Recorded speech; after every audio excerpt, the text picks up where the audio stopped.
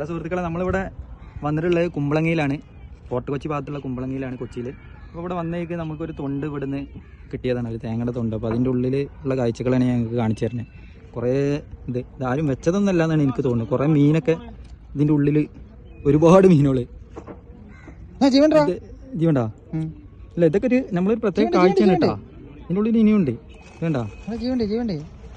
ഇത് ഇതിന് ജീവണ്ട്. അപ്പോൾ നമ്മൾ എന്തായാലും ജീവുള്ളത് ഒന്നിനെ നമുക്ക് കിട്ടിയിട്ടുണ്ട്. അതിന് നമുക്ക് എന്തായാലും അടക്കട്ടാ, ഇത് നമുക്ക് എന്തായാലും വെള്ളത്തിൽ കിടാം, റിക്കവർ ചെയ്യാൻ കേട്ടാ.